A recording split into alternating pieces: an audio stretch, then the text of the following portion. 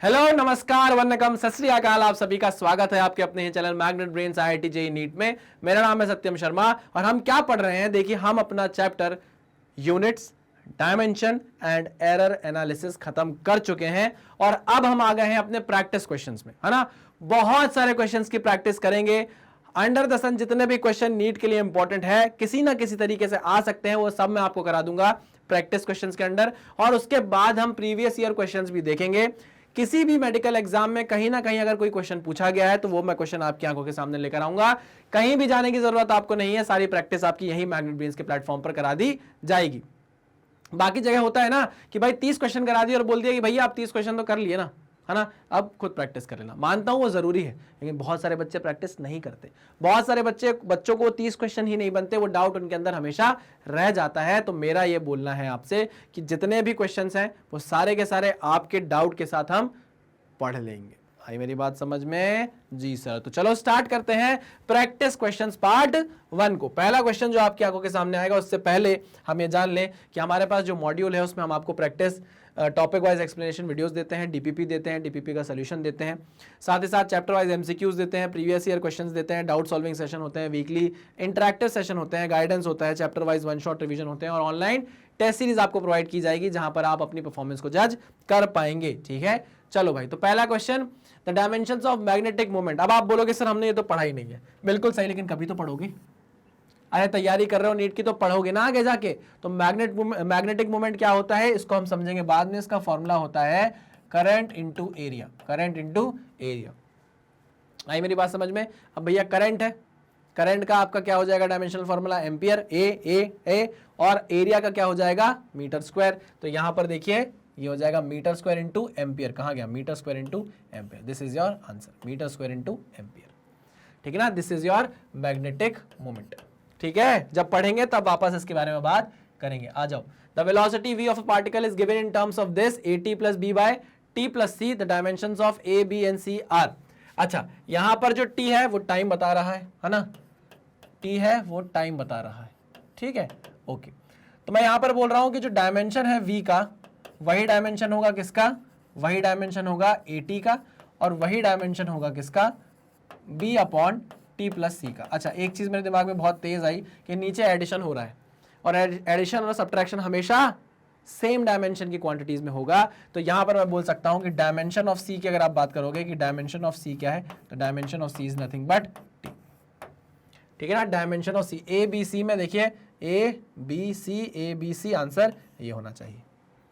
ठीक है ना। अरे देखो ना, ये आपको ए बता रहा है, ए का डायमेंशन, ये आपको बी का डायमेंशन बता रहा है, ये आपको सी का डायमेंशन बता रहा है।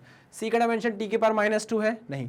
सी का डायमेंशन एल है? नहीं। सी का डायमेंशन टी है? हाँ। क्या सी का डायमेंशन टी स्क्वायर है? नहीं। तो यहां से आप सीधे सीधे आंसर मार सकते हो, आंसर आपका सी हो जाएगा। क्लियर है? पक्का? Okay, next question. आपको बाकी का भी निकालना है क्या?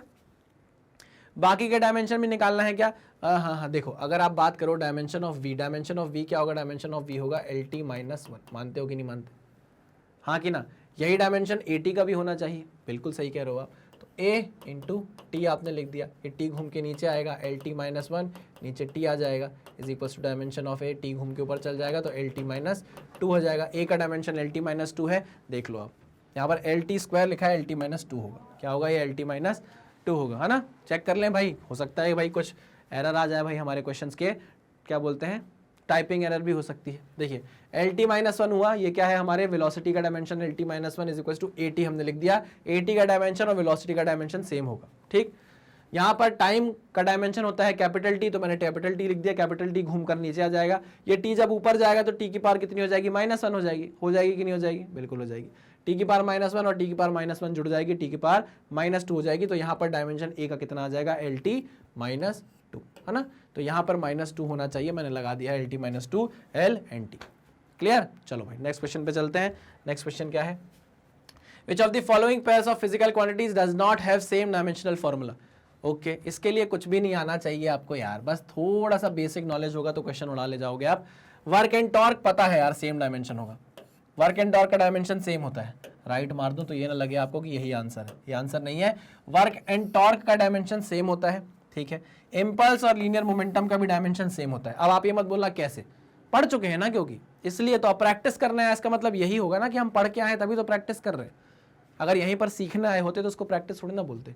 सीख चुके हैं हम अपने लेक्चर में और आ गए हैं अब वहां पर इसमें अप्लाई करने अपनी नॉलेज को।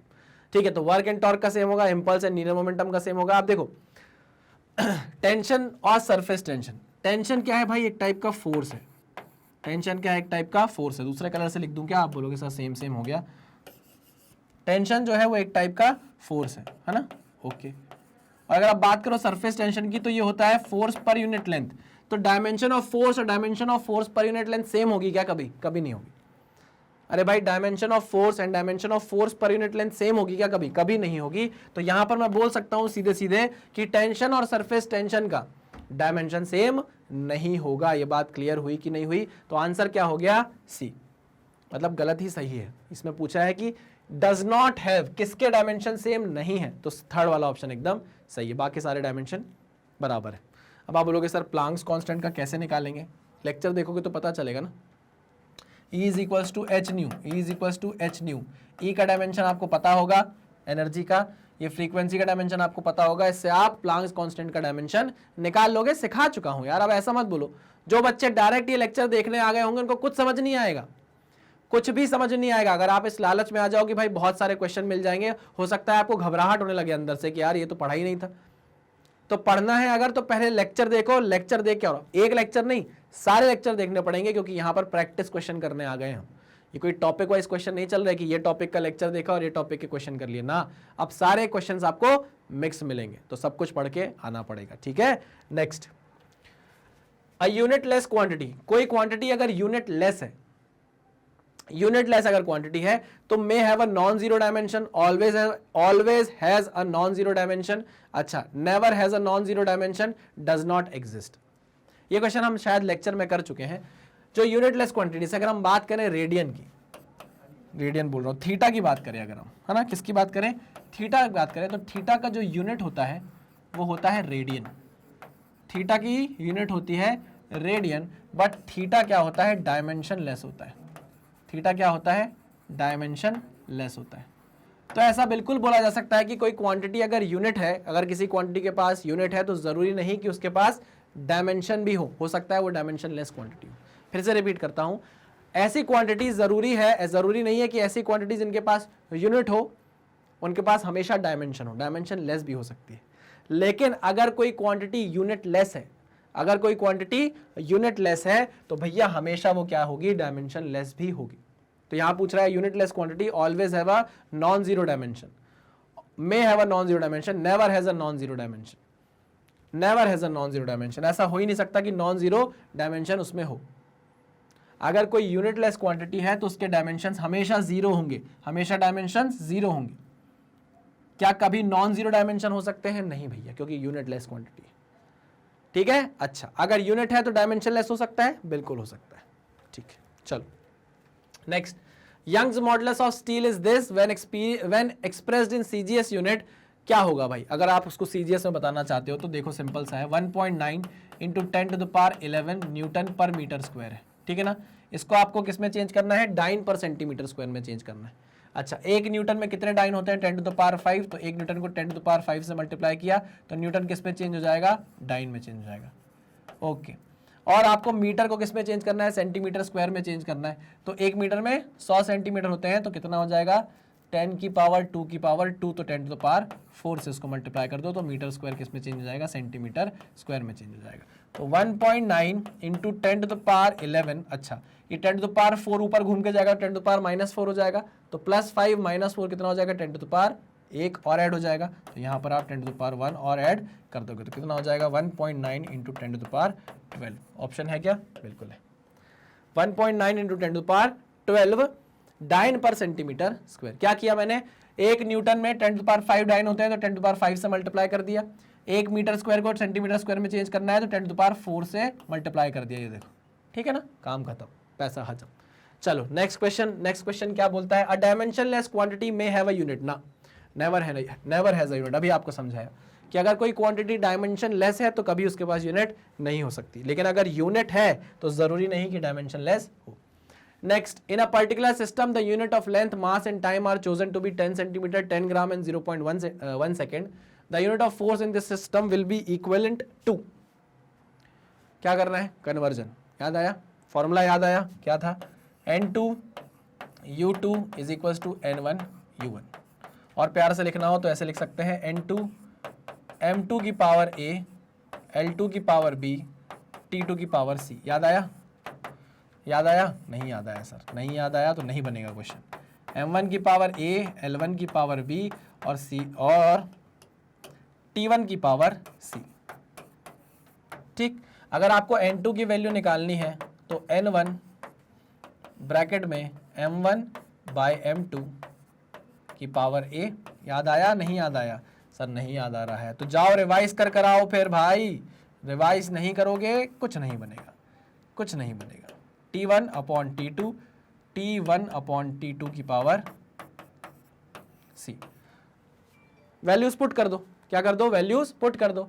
क्या बोल रहा है भाई, in a particular system the unit of length mass and time are chosen to be 10 centimetre 10 gram और 0.1 सेकेंड। यानी कि एक नई सिस्टम ऑफ यूनिट बनाना है आपको, जिसमें आप मास को कैसे रिप्रेजेंट करोगे, मास को आप कैसे रिप्रेजेंट करोगे 10 ग्राम से, लेंथ को आप कैसे रिप्रेजेंट करोगे 10 सेंटीमीटर से, और टाइम को आप कैसे रिप्रेजेंट करोगे 0.1 सेकेंड से। ये नई यूनिट है, ठीक है ना। ओके, आगे बढ़ते हैं, आ जाओ। तो N2 इज इक्वल्स टू, और रिप्रेजेंट किसको करना है हमको, फोर्स को रिप्रेजेंट करना है। The unit of force in this system will B, ठीक है ना। तो चलो आओ N1 की वैल्यू मैंने 1 ले ली क्योंकि कोई दी नहीं है। अच्छा, M1 kg में, ठीक है ना। M2 किस में दिया हुआ है 10 ग्राम में, ये 1 kg है, ये 10 ग्राम है, ठीक है। पावर कितना A। अब A B C की वैल्यू क्या होगी आखिरी में बात करेंगे, आ जाओ। L1, अब आप जब नापोगे अपना जो यूनिट होती है, SI यूनिट होती है फोर्स की, वो होती है न्यूटन में। याद है कि भूल भाल गए, हाँ सर। तो वो वहां पर हम लेंथ नापते हैं 1 मीटर से, यहाँ बोला है लेंथ नापो आप किससे 10 सेंटीमीटर से, ठीक है। इसकी पावर चढ़ गई कितनी B। अब टाइम की बात करें तो वहां होगा 1 सेकेंड, यहाँ बोला गया है कितना नई यूनिट में 0.1 सेकेंड की पावर C। अब ये ABC के बारे में क्या बोल सकते हैं, याद करो, अगर आपको ABC की वैल्यू पता करनी है तो आपको फोर्स का डायमेंशन फॉर्मूला पता होना चाहिए, MLT माइनस 2 1 ठीक है ना। तो यहाँ A की वैल्यू है 1, B की वैल्यू है 1 और C की वैल्यू है -2। समझे कि नहीं समझे, हाँ सर समझ गए। तो वैल्यू पुट करो ना, N2 is equals to, value put करो A की 1। अच्छा, ऊपर kg है नीचे ग्राम है, सेम यूनिट कर लूँ, kg को मैंने ग्राम में चेंज किया तो ऊपर हो जाएगा 1000 ग्राम, नीचे दिया है 10 ग्राम की पावर 1। ऊपर है 1 मीटर, नीचे है 10 सेंटीमीटर, तो मीटर को 100 सेंटीमीटर में लिख लिया, सेंटीमीटर में चेंज कर लिया, नीचे है कितना 10 सेंटीमीटर। पावर B की वैल्यू कितनी हो गई 1, और यहाँ है 1 सेकेंड, यहाँ है 0.1 सेकेंड, तो ये हो जाएगा 1 सेकेंड 0.1। ठीक भाई, ये भी सेकेंड में, ये भी सेकेंड में, और पावर कितनी चढ़ गई, पावर चढ़ गई -2। चलो क्या क्या कट रहा है, 0 0 कट गया। चलो तो N2 इज इक्वल्स टू 100 की पावर 1, 100 की पावर 1, सेंटीमीटर सेंटीमीटर कट गया, 0 0 कट गया, 10 की पावर 1, और यहाँ पर क्या है भाई, ये पॉइंट है, ऊपर मैंने 0 लगा दिया तो सेकेंड कट गया, यहाँ पर आ गया 10 की पावर -2 यानी 1/10 की पावर 2 यानी 1/100। ठीक है, तो ये 100 कट गया, कितनी आ गई वैल्यू 10 आ गई, वैल्यू कितनी आ गई 10 न्यूटन आ गई। ठीक है, पक्का, हाँ सर पक्का, क्लियर है। चलो वेरी गुड, आ जाओ आगे बढ़ते हैं, आ जाओ भैया आगे बढ़ते हैं। Next question 8, if momentum area and time are taken to be fundamental quantities, energy has the dimension. अब देखो, अगर आप इसको लॉन्ग मेथड से करोगे गलत हो जाएगा, गलत नहीं होगा, टाइम बहुत लग जाएगा, तो आपके साथ गलत हो जाएगा, इतना टाइम हमको इन्वेस्ट नहीं करना है। हम जानते हैं कि हमको डायमेंशन चाहिए किसका, एनर्जी का। एनर्जी का डायमेंशन होता है mL² T-2, यही डायमेंशन होता है एनर्जी का। हाँ, तो आप ये 4 ऑप्शन में चेक करो किनका डायमेंशन mL² T-2 के बराबर आ रहा है, जिसका आ जाएगा वही आपका आंसर है। चलो, यहाँ पर मोमेंटम P है, एरिया A है और टाइम T है। चलिए, तो मोमेंटम का पहला वाला चेक कर रहे हैं, मोमेंटम का डायमेंशन क्या होता है, मास इनटू वेलोसिटी, तो mLT -1, ओके। एरिया -1 है, एरिया -1 है यानी कि एरिया होता है L² की पावर -2 हो जाएगा, ठीक है, और T की पावर 1, तो ये हो जाएगा T की पावर 1। चेक करो mL -2 है, यहाँ +1 है, तो ये कितना हो जाएगा ml -1 ml -1 t 0। आ रहा है क्या? नहीं आ रहा, तो पहला तो आंसर नहीं हो सकता। दूसरा चेक करते हैं, p का स्क्वायर यानी कि m का स्क्वायर mlt -1 का स्क्वायर, ऐसे लिख लो, है ना। Okay, area is l square and time is t। चलो, तो यहाँ पर आप बोल सकते हो this is m square l square t की पावर -2, है ना। यहाँ पर है l का स्क्वायर और t। चलिए देखिए, l की पावर 2 है, l की पावर 2 l की पावर 4 हो जाएगा, l की पावर हो ही नहीं सकता 2, तो यहाँ पर ये ऑप्शन भी गलत हो गया। नेक्स्ट देखते हैं ये वाला ऑप्शन, मोमेंटम mlt -1, ठीक है ना। एरिया की पावर -1/2 यानी कि एरिया की पावर -1/2 यानी कि l स्क्वायर की पावर -1/2, ठीक है। 2 से 2 कट जाएगा तो l की पावर -1 आ जाएगा, और यहाँ पर आगे क्या है? Time t। अच्छा, यहाँ पर देखिए l की पावर -1 है, l की पावर 1 है, 0 हो जाएगा, आ ही नहीं सकता, हो ही नहीं सकता, तो ये ऑप्शन भी क्या हो गया? गलत हो गया। आइए इस ऑप्शन को चेक करते हैं। मोमेंटम इज mlt -1, कोई पावर है क्या इसके ऊपर? नहीं, कोई पावर नहीं है, a की पावर 1/2 है, a इज द एरिया यानी कि l स्क्वायर की पावर 1/2, ठीक है, और t की पावर -1 है, t की पावर -1 है। चलिए देखिएगा, l की पावर 2 है, 2 से 2 कट जाएगा, l की पावर 1 है, यहाँ l की पावर 1 है, l की पावर 1 और l की पावर 1 मिलके क्या बनेगा? l की पावर 2 बनेगा, तो ये हो जाएगा m l स्क्वायर t की पावर -1 t की पावर -1, तो t की पावर कितनी हो जाएगा? -2 हो जाएगा, ml square t -2, ml square t -2। तो आंसर क्या है? डी है आपका। समझे?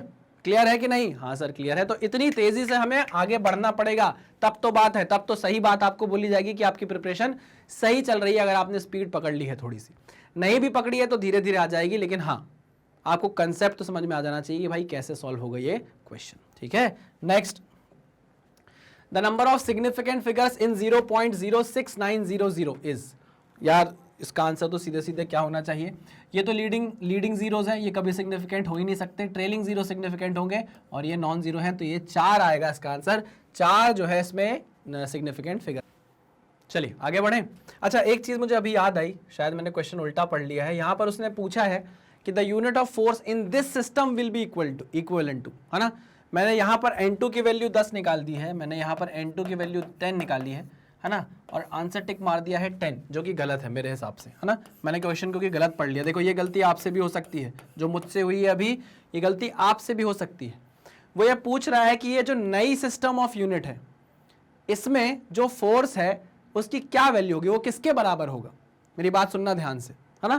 तो हम इसको जरा समझते हैं कि वो क्या बोलना चाह रहा था। वो ये बोलना चाह रहा है कि जब आप एसआई सिस्टम ऑफ यूनिट की बात करते हो, जब आप एसआई सिस्टम में होते हो, है ना, तो आप फोर्स नापते हो न्यूटन में। तो एसआई सिस्टम में आपने N1 की वैल्यू बोली 1 न्यूटन के बराबर, है ना। और न्यू सिस्टम में, नए सिस्टम में, सॉरी मैंने क्वेश्चन थोड़ा जल्दबाजी में उल्टा पढ़ लिया, सॉरी कोई बात ही नहीं है सर, गलत कर दिया आपने, यही गलती आपसे भी होगी, मैं एक्सेप्ट करता हूं बिल्कुल, और मैं उसको सुधार रहा हूं। ध्यान समझना मैं क्या बता रहा हूं। एसआई सिस्टम में N1 की वैल्यू आपने 1 न्यूटन लिखी। न्यू सिस्टम में, नए सिस्टम में आप क्या बोल रहे हो? आप ये बोल रहे हो कि नए सिस्टम में जो N2 आ रहा है उसकी वैल्यू 10 के बराबर है, उसकी वैल्यू 10 के बराबर है। आई मेरी बात समझ में? मतलब 10 नई यूनिट में जो होगा वो 1 न्यूटन के बराबर होगा।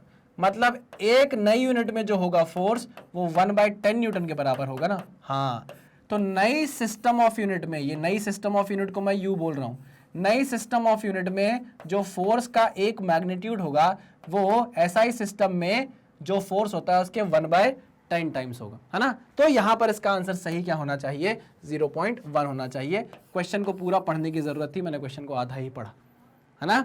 यहां नहीं, गलती हमें नहीं करनी है, क्वेश्चन को पूरा पढ़ना है, ठीक है ना। चलिए वेरी गुड, आगे बढ़ते हैं नेक्स्ट क्वेश्चन पे। The sum of the numbers 436.32। अच्छा, इस क्वेश्चन को सॉल्व करेंगे। 436.32, 227.2 एंड 0.301, इसको हमको ऐड करना है, ठीक है। हो जाएगा 1, ये हो जाएगा 2, ये 3 और 2 5 और 3 8 हो जाएगा, ठीक है। 7 6 13 की 3 हासिल आई, 1 3 2 5 और 1 6 और 4 और 2 6, 663.821 आ रहा है। लेकिन हम एडिशन का रूल जानते हैं सिग्निफिकेंट फिगर्स में। क्या? एडिशन और सब्ट्रैक्शन में हमको लीस्ट डेसिमल प्लेस वाले की बात करनी होती है। लीस्ट डेसिमल प्लेस किस में है? लीस्ट डेसिमल प्लेस इसमें है। तो हमको इसको राउंड ऑफ करना पड़ेगा to 1 decimal point. To 1 decimal place, हमको इसको राउंड ऑफ करना पड़ेगा टू 1 डेसिमल प्लेस। इसका मतलब आपको 2 को ड्रॉप करना पड़ेगा। 2 को ड्रॉप करने के लिए आप जानते हो 2 क्या है, 5 से कम है, तो इसके पहले वाली वैल्यू एज इट इज रह जाएगी, तो आंसर 663.8 हो जाएगा। ठीक है, नेक्स्ट आगे बढ़ते हैं।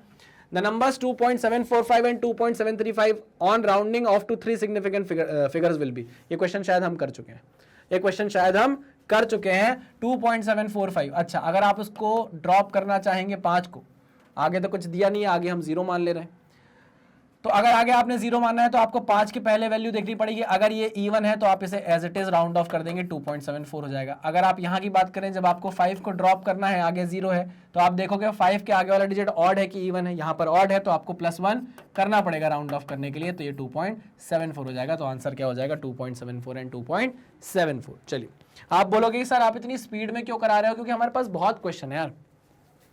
आप थोड़ा तो सांस लेने की कोशिश करो, आप खुद भी सांस लो सर, अरे बहुत सारे क्वेश्चन है भाई, फिर सोच लो। मैंने आपको लेक्चर में भरपूर टाइम दिया है, बहुत प्यार से समझाया है, रुक रुक के समझाया, लेकिन अब टाइम आ गया कि हम थोड़ी सी तो स्पीड पकड़ें, है ना। जहां आपको लगेगा कि मैं तेज हो रहा हूं तो मैं रुक जाऊंगा, आप बता देना कि नहीं नहीं सर बहुत तेज करा रहे हो आप, थोड़ा हौली हौली करो। Next is error in the measurement of radius of sphere is 1%, the error in the calculated value of volume. अब यहाँ रेडियस, स्फीयर और वॉल्यूम की बात हो रही है, तीन चीजों की बात हो गई, वॉल्यूम है ना, स्फीयर और रेडियस। अब इनमें क्या रिलेशन है, क्या रिलेशन है बताओ मुझे।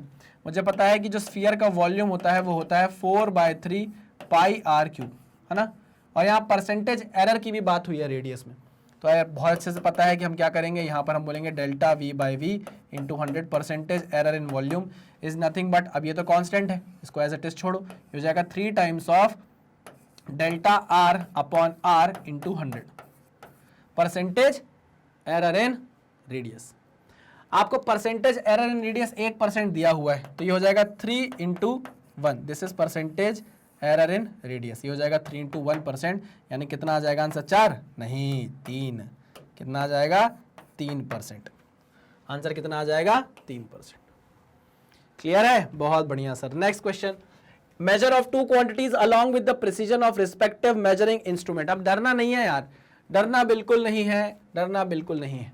आपको बोल रहा है वैल्यू ऑफ ए बी निकाल कर बताओ, याद करो ए बी के मल्टीप्लीकेशन को मान लो मैंने P मान लिया, P is equals to A B, ठीक है ना। तो हम बोल सकते हैं percentage error in, percentage error की बात हुई है क्या, नहीं कुछ नहीं बात हुई है, वैल्यू ऑफ ए बी पूछ रहे हो, ठीक है। Delta P by P is nothing but, delta P by P is nothing but delta A by A plus delta B by B। ये पढ़ा है कि नहीं पढ़ा है, याद करो। जब मैं आपको रूल समझा रहा था कि अगर x is equals to A B लिखा हुआ है तो आप इसको बोल सकते हो relative error in x is nothing but equal to relative error in b plus relative error in a plus relative error in b। लिख सकते हैं ऐसे, तो बस उसी चीज को तो मैंने यहाँ पर लिखा है। Okay sir, okay. पहले मुझे बताओ a इज इक्वल टू कितना है, 2.5 प्लस माइनस 0.5, ठीक है ना। Okay sir, okay. आइए तो यहां पर हम लिख सकते हैं delta P by P, delta A की वैल्यू कितनी है 0.5, ये मैंने लिखी 0.5, और A की वैल्यू कितनी है 2.5, ठीक है, कोई दिक्कत आपको नहीं सर। प्लस अगर हम B की बात करें तो this is your delta B, ये हो जाएगा 0.01 डिवाइडेड बाय 0.10, ठीक है ना। ओके, इसकी वैल्यू आपको फाइंड आउट करनी पड़ेगी, चलो करते हैं फाइंड आउट। देखो ऊपर से पॉइंट हटाओगे, नीचे से पॉइंट हटाओगे तो 0 0 कटने वाले हैं, ऊपर से पॉइंट हटाओगे, नीचे से पॉइंट हटाओगे तो 0 0 कटने वाले हैं। कितना हो जाएगा, ये जाएगा 25 1/5 प्लस 1/10, यही आएगी क्या वैल्यू, हाँ सर, इंटू P, ये P मैंने मल्टीप्लाई कर दिया, डेल्टा P की वैल्यू आने लगी, ठीक है ना। अरे हाँ कि ना, आपसे पूछ क्या रहा है, आपसे वैल्यू ऑफ ए बी पूछ रहा है, निकालेंगे अभी। Delta P is equal to 1/5 plus 1/10 into P, अच्छा, और P किसके बराबर है, P ए बी के बराबर है, मतलब आपको 2.5 और 0.10 को क्या करना है, मल्टीप्लाई करना है, ठीक है। तो P की वैल्यू किसके बराबर आएगी, A इंटू बी के बराबर।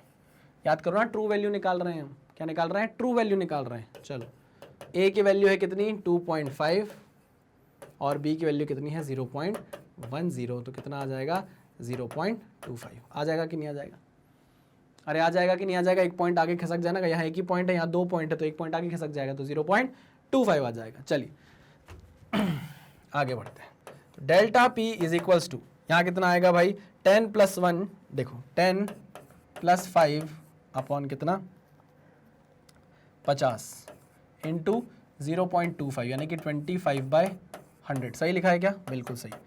15/50 इंटू 25/100 कितना 25 दूनी 50, ठीक है ना। ये कटेगा 5 तिया 15 और ये 20 पंचे 100, कितना आ जाएगा 3/20 तिया 60, है ना। और किसी से कट जाएगा क्या? ये नहीं, 20 तिया है नहीं, 20 दूनी 40 है, 20 दूनी 40, तो 3/40 आ गई वैल्यू किसकी? आपकी डेल्टा पी की वैल्यू, है ना। तो जो नई क्वांटिटी आ रही है आप उसको कैसे लिख सकते हो? P ± डेल्टा पी के फॉर्म में लिख सकते हो। हाँ सर, P की वैल्यू कितनी आई है? 0.25, है ना, और ± B यानी कि डेल्टा P यानी कि 3/40। अब ये 3/40 कितना होता है हमें ये पता लगाना है। हम देख सकते हैं पहला पॉइंट सबका ही 0.25 है, तो आप थोड़ी मेहनत करनी पड़ेगी। 3/40, 3 को डिवाइड किया 40 से, 0.30। अब देखो 0 के भी 2 ऑप्शन है, एक 5 वाला है, एक 8 वाला है, तो आगे और करना पड़ेगा भाई। तो हमने यहाँ पर 0 लगाया, तो 4 तिया 4 चौको 16, 4 पंचे 8 चौको 32, है ना।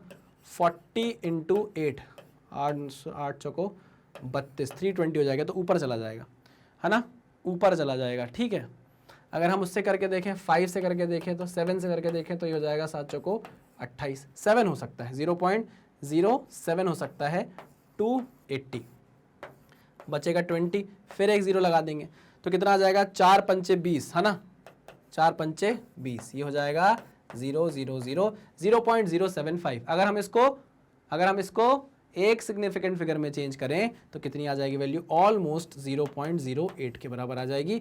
तो आंसर आपका क्या हो जाएगा? ए। आंसर आपका हो जाएगा 0.25 ± 0.08। समझ में आई बात की नहीं समझ में आई? कुछ भी नहीं किया है, बहुत बेसिक था। हाँ, ये मान सकता हूं कि कैलकुलेशन बहुत करना पड़ता है सर, तो यार वो तो करना पड़ेगा। ऐसे क्वेश्चन अगर आएंगे तो कैलकुलेशन आपको थोड़ा सा करना पड़ेगा। आई बात समझ में? जी सर, बिल्कुल समझ में आ गई है। आगे बढ़ते हैं, next question. The pair having the same dimensions are, उफ देख कर बता दे रहा हूं, वर्क और टॉर्क। सेम डायमेंशन वर्क और टॉर्क में होंगे। आ जाओ next question. ml³ T - 1 Q - 2 is a dimension of, इसके बारे में हम बात करेंगे। रेजिस्टिविटी है, रेजिस्टिविटी के बारे में आपको थोड़ा सा बताऊंगा और फिर हम इसके डायमेंशन के बारे में बात करेंगे। अच्छा, अभी हमने कुछ भी नहीं पढ़ा है रेजिस्टेंस के बारे में, रेजिस्टिविटी के बारे में पढ़ा है क्या? नहीं सर, कुछ भी नहीं पढ़ा। पक्का? हाँ सर पक्का। तो अभी हम सिर्फ जान लेते हैं कि सर बोल रहे हैं अगर, तो सही ही बोल रहे होंगे, ठीक है ना। तो आप याद कर लीजिए कि ml³ T - 1 Q - 2 is the dimension of resistivity. Please याद कर लीजिए, जब हम पढ़ेंगे इसको डिटेल में तो वहां पर मैं डायमेंशंस भी डिस्कस कर लूँ, ठीक है। Next question, ml² T - 3 is the dimension of work. नहीं, वर्क का डायमेंशन तो ml² T - 2 होता है, ml² T - 2 होता है वर्क का डायमेंशन। अच्छा, फोर्स का डायमेंशन होता है mlt - 2, मोमेंटम का डायमेंशन होता है mlt - 1। तो फिर क्या बचा? पावर ही होना चाहिए, जरूरत ही नहीं है। देखो ये T - 3 कैसे हुआ है? एनर्जी पर यूनिट टाइम से, टाइम घूमकर ऊपर जाएगा तो एक पावर और बढ़ा देगा माइनस में, तो ये आ जाएगा -3। ml² T - 3 is the dimension of power. Next, if R and L represents respectively resistance and self inductance, कुछ पढ़ा नहीं अभी हमने, लेकिन जितना नॉलेज मैं आपको दे सकता हूं ऊपर से उतना दूंगा। Self inductance, which of the following combination has the dimensions of frequency. अब देखो फ्रीक्वेंसी का जो डायमेंशन होता है वो क्या होता है? T⁻⁻1, है ना, ठीक है सर, ओके। जो रेजिस्टेंस होता है वो क्या होता है? V/I। अरे हाँ कि ना? हाँ सर, बिल्कुल सही कह रहे हो आप। रेजिस्टेंस होता है V/I और आपका जो सेल्फ इंडक्टेंस होता है वो होता है VT/I, ठीक है ना। आपको क्या चाहिए? आपको डायमेंशन चाहिए T⁻⁻1 का, यानी मैं इसको लिख सकता हूं 1/T, ऐसा लिख सकता हूं कि नहीं लिख सकता? बिल्कुल सर। मुझे देखकर ही समझ में आ रहा है कि अगर मैं R/L कर दूं, तो क्या होने वाला है। देखो, अगर मैं R/L करता हूं तो ध्यान से देखना क्या होगा, V/I इंटू I/V/T। तो ये V से V कट जाएगा, I से I कट जाएगा, तो 1/T आ जाएगा। अरे आ गया कि नहीं आ गया? आपको यही तो चाहिए था, डायमेंशन ऑफ फ्रीक्वेंसी तो चाहिए था। तो आंसर क्या हो जाएगा? R/L। कुछ भी कठिन नहीं है। अगर आपने, पहला चैप्टर है भाई, पहला chapter is all about units, dimension, खत्म, और कुछ भी नहीं। अगर आपको क्वांटिटी पता है, उसकी यूनिट पता है, खत्म हो जाएगा, पूरे की पूरी चीजें खत्म हो जाएगी। ये बात अलग है कि अभी आपने 12th नहीं पढ़ी, अभी आपको 12th की टर्मिनोलॉजीज के बारे में आइडिया नहीं होगा, तो जो मैं आपको बताता चल रहा हूं आप उसे ही सच मानकर आगे बढ़िए, क्योंकि मेरा नाम सत्यम है।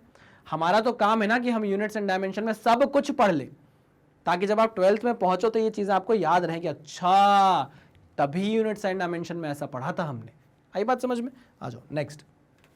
Which of the following ratios express pressure, force per unit length is not pressure, energy per unit volume? देखो प्रेशर जो होता है वो होता है न्यूटन पर मीटर स्क्वायर में, है ना। देखना एनर्जी पर यूनिट वॉल्यूम क्या होगा, ये तो नहीं हो सकता। Force per unit length Newton per metre होता है, न्यूटन पर मीटर होता है। Energy per unit volume is, energy को आप न्यूटन मीटर लिख सकते हो जूल, और वॉल्यूम क्या होता है मीटर की पावर 3, ये मीटर से कट गया तो मीटर की पावर 2 हो गया, आ गया। Energy per unit volume is nothing but pressure. आगे चेंज देख लो, energy per unit area newton metre upon metre square, ये कट गया न्यूटन पर मीटर आ गया। यानी कि फोर्स पर यूनिट लेंथ और energy per unit area same बात है। Force per unit volume newton per metre cube हो जाएगा, तो ये भी नहीं हो सकता, ये भी नहीं हो सकता, ये भी नहीं हो सकता। आंसर हो जाएगा आपका B. Next, the dimensions of interatomic force constant. यार ये भी अभी आपने नहीं पढ़ा है, तो मैं आपको सिर्फ इतना बता देता हूं कि इंटर एटॉमिक फोर्स कांस्टेंट जो होता है उसको आप के से रिप्रेजेंट करते हो। It is the ratio of interatomic force upon change in inter atomic distance. लिख देता हूं यहां पर मैं, it is the ratio of interatomic force divided by change in inter atomic distance, change in inter atomic distance, जिसको आप क्या बोलते हो, डेल्टा आर बोलते हो। ठीक है ना। अब वो पूछ रहा है कि बताओ इनमें से डायमेंशन क्या होगा, तो मुझे फोर्स का डायमेंशन पता है MLT-2, और change in inter atomic distance का क्या होगा भाई, डायमेंशन L होगा, L से L कट जाएगा, क्या आ जाएगा डायमेंशन MT-2। आ गया आंसर MT-2। क्लियर, बहुत बढ़िया। Next question is the physical quantities not having same dimensions are. अब देखो पहले वाले पॉइंट के बारे में मुझे कोई आइडिया नहीं है, स्पीड के बारे में आइडिया है, लेकिन जो पीछे लिखा हुआ है वो मुझे नहीं पता। ठीक है, छोड़ते हैं अभी 2 मिनट के लिए उसको, बाकी चीजें जो पता है उसको देखते हैं। स्ट्रेस और यंग्स मॉड्यूलस का क्या डायमेंशन सेम होता है? हाँ सर, स्ट्रेस और यंग्स मॉड्यूलस का डायमेंशन सेम होता है। क्यों? Stress is equals to Young's modulus into strain. Stress is directly proportional to strain होता है, proportionality constant, modulus of elasticity आ जाता है। ये एक डायमेंशनलेस क्वांटिटी होती है, ये डायमेंशनलेस क्वांटिटी होती है। स्ट्रेन, इसको आप क्या बोलते हो, स्ट्रेन। ये एक डायमेंशनलेस क्वांटिटी होती है। तो जो डायमेंशन स्ट्रेस के होते हैं वही डायमेंशन मॉड्यूलस ऑफ इलास्टिसिटी के भी होते हैं। तो पहला हम ये बोलेंगे कि इन दोनों के डायमेंशन सेम है। मोमेंटम और प्लांक्स कांस्टेंट, कौन सा मोमेंटम? Angular momentum. इनका क्या होता है, डायमेंशन सेम होता है। अभी मैंने थोड़ी देर पहले आपसे बात करी, हाँ सर इनका डायमेंशन भी सेम होगा। टॉर्क और वर्क का डायमेंशन भी सेम ही होता है, तो ऑब्वियस ही बात है आंसर आ गया कि इनका डायमेंशन सेम नहीं होगा। ठीक है, देखा। अब आपको इसके बारे में नहीं पता था तो भी आपने क्वेश्चन को सॉल्व कर लिया। आ जाइए next question. Photon is quantum. अब ये क्वांटम की बात हो गई, क्वांटम फिजिक्स की बात हो रही है, नहीं पढ़ा कोई बात नहीं, आगे बात करेंगे। Photon is quantum of radiation with energy E is equals to h nu. ठीक है, where nu is the frequency and h is the Planck's constant. The dimension of the Planck's constant are same as that of angular momentum, कहाँ है, नहीं, angular velocity, linear momentum, angular impulse and linear impulse. ठीक, अच्छा आ जाओ। E is equals to h nu. ध्यान से देखना मैं क्या करने वाला हूँ। इसका डायमेंशन है mL²T-2 एनर्जी का। ठीक है, इसका डायमेंशन कितना है? इसका डायमेंशन है, देखिएगा, T-2। इसका डायमेंशन है कितना? इसको ब्रैकेट में डाल दूं क्या? इसका डायमेंशन है 1/t या t की पावर -1, t की पावर -1। ये घूम कर नीचे आएगा, t की पावर -1, ऊपर चला जाएगा, t की पावर -3 हो जाएगा। तो mL²T-3 हो जाएगा क्या, इज इक्वल्स टू h। सही बोला क्या मैंने? t की पावर -1 था, नीचे नहीं, ऊपर जाएगा तो +1 हो जाएगा ना, ऊपर जाएगा तो +1 हो जाएगा। इसको सही कर देता हूँ। mL²T-2 है, mL²T-2 है, नीचे आएगा कितना, t की पावर -1। ठीक है ना, ऊपर घूम के जाएगा, t की पावर +1 हो जाएगा, तो हो जाएगा mL²T-1, mL²T-1। ये डायमेंशन आ गया किसका? प्लांक्स कांस्टेंट का। अब आपको याद हो, अगर हम बात करें एंगुलर इंपल्स की या एंगुलर मोमेंटम की, एंगुलर इंपल्स की अगर हम बात करें तो देखो हम जानते हैं कि एंगुलर मोमेंटम जो होगा उसका डायमेंशन एंगुलर इंपल्स के बराबर होता है। हाँ, अरे भैया जो इम्पल्स, चलो लीनियर इम्पल्स की बात करते हैं, लीनियर इम्पल्स मोमेंटम में चेंज लेकर आता है, वैसे ही एंगुलर इम्पल्स एंगुलर मोमेंटम में चेंज लेकर आता है, ठीक है ना। तो एंगुलर मोमेंटम और एंगुलर इम्पल्स के जो डायमेंशन होते हैं वो सेम होते हैं। चलिए ध्यान से देखिएगा, एंगुलर मोमेंटम मुझे पता है सर, क्योंकि आपने मुझे बहुत पढ़ाया है एंगुलर मोमेंटम के बारे में, वो होता है mv/r sin theta. Sine theta का कोई डायमेंशन नहीं होगा, ठीक है। v का डायमेंशन होता है lt-1, r का डायमेंशन होता है l, तो ये हो जाएगा ml²t-1। देखिए एंगुलर मोमेंटम का डायमेंशन ml²t-1 आया। तो यही चीज मैं आपको बता रहा था कि एंगुलर मोमेंटम और प्लांक्स कांस्टेंट का जो डायमेंशन होता है वो सेम होता है। This is angular momentum, angular momentum. अच्छा, और एंगुलर मोमेंटम और एंगुलर इंपल्स का भी डायमेंशन क्या होता है, सेम होता है। तो यहां एंगुलर मोमेंटम नहीं दिया है, लीनियर मोमेंटम दिया, ये नहीं हो सकता, आंसर होगा एंगुलर इंपल्स, ठीक है। Okay sir, next question, surface tension has the same dimension as that of, देखो सरफेस टेंशन क्या होता है, सरफेस टेंशन होता है force per unit length, force per unit length. Impulse नहीं हो सकता, मोमेंटम नहीं हो सकता, ठीक, कॉमन सेंस आ गया। अब इतना तो हम जानते हैं, इंपल्स नहीं हो सकता, मोमेंटम नहीं हो सकता। स्प्रिंग कांस्टेंट क्या होता है, जरा इसके बारे में बात करते हैं। F is equals to kx, spring force होता है F is equals to kx, ठीक है ना। यानी कि ये जो k है यही कहलाता है आपका स्प्रिंग कांस्टेंट, स्प्रिंग कांस्टेंट, ठीक। ध्यान से देखिएगा, F अपॉन x जो होगा वो k के बराबर होगा, ठीक है ना। F की यूनिट क्या होगी, mlt-2, x की यूनिट होगी, x का डायमेंशन होगा सॉरी l, और फोर्स का डायमेंशन होगा mlt-2, l से l कट जाएगा, mt-2 आएगा कि नहीं आएगा, बिल्कुल आएगा। यहाँ भी देखो सरफेस टेंशन क्या है, फोर्स का डायमेंशन mlt-2, लेंथ का डायमेंशन l, कट जाएगा, काट दूं, l से l कट गया, कितना आया, mt-2। तो यहाँ हम बोल सकते हैं कि स्प्रिंग कांस्टेंट और सरफेस टेंशन का डायमेंशन सेम होगा। विस्कोसिटी का मैंने आपको डायमेंशन ऑलरेडी निकालकर बताया है, pascal second. Coefficient of viscosity की जो यूनिट होती है वो होती है पास्कल सेकेंड। आप इससे डायमेंशन निकाल सकते हो, आप इससे डायमेंशन निकाल कर चेक कर सकते हो। Next, the dimension of potential are same as that of work, electric field per unit charge, work per unit charge और फोर्स पर यूनिट चार्ज। यार पोटेंशियल होता क्या है, पोटेंशियल होता क्या है, वर्क पर यूनिट चार्ज ही तो होता है, वर्क पर यूनिट चार्ज होता है ना। तो यहां पर आपको दिया हुआ तीसरा option work per unit charge. तो dimensions of potential are same as that of work per unit charge. क्या बोल रहा है अब next question, which of the following is not a unit of time. देखिए पारसेक भी यूनिट ऑफ टाइम है, parsec भी यूनिट ऑफ टाइम नहीं सॉरी, पारसेक भी आप डिस्टेंस नापते हो, पारसेक से आप क्या नापते हो, डिस्टेंस नापते हो। लाइट ईयर से भी आप डिस्टेंस नापते हो। हाँ, सेकेंड और ईयर से आप क्या नाप लेते हो भाई, टाइम नाप लेते हो, ठीक है ना। बहुत बेसिक सा क्वेश्चन था, कुछ भी टफ इसमें नहीं था। Next is the modulus of elasticity is dimensionally equal in to. अभी मैंने आपको बताया यार, स्ट्रेन का तो डायमेंशन लेस होता है, फोर्स के हिसाब से नहीं हो सकता, नहीं हो सकता, आंसर क्या होगा, स्ट्रेस। क्लियर, पक्का 100%? जी सर 100%। चलिए भाई, तो इसी के साथ करते हैं हम इस लेक्चर को खत्म। नेक्स्ट लेक्चर में हम मिलेंगे और भी क्वेश्चंस के साथ। आपको पता है मैग्नेट ब्रेन्स की अपनी एक वेबसाइट है magnetbrains.com नाम से, जहां पर आप क्या करते हो भाई, जो भी कंटेंट आपको यूट्यूब में अवेलेबल है सब यहां पर फ्री ऑफ कॉस्ट आपको अलाइन कर दे दिया गया। जैसे आप नीट के स्टूडेंट हैं तो आप नीट पे क्लिक करेंगे, मेरे द्वारा पढ़ाया हुआ कंटेंट आपको यहाँ दिखेगा, रितिका मैम का कंटेंट आपको यहाँ दिखेगा। मान लीजिए आप फिजिक्स पढ़ना चाहते हैं, जैसे ही आप फिजिक्स पर क्लिक करेंगे तो मेरे पढ़ाए हुए लेक्चर्स यहाँ आपको लाइन बाय लाइन देखने को मिलेंगे, जैसे लेक्चर, फिर उसकी डीपीपी, फिर डीपीपी का सल्यूशन। और जैसे ही आप मेरे लेक्चर पे क्लिक करेंगे तो मैं आपको पढ़ाता हुआ यहाँ पर मिल जाऊंगा। हमारी आइडियोलॉजी है कि हम कंप्लीटली फ्री एजुकेशन देने में बिलीव करते हैं, और फ्री का मतलब ये नहीं है कंटेंट से कॉम्प्रोमाइज़ किया गया हो।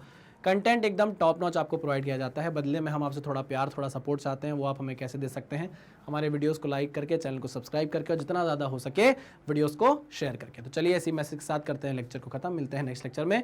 तब तक सावधान रहिए, सतर्क रहिए, पढ़ते रहिए। Thank you very much.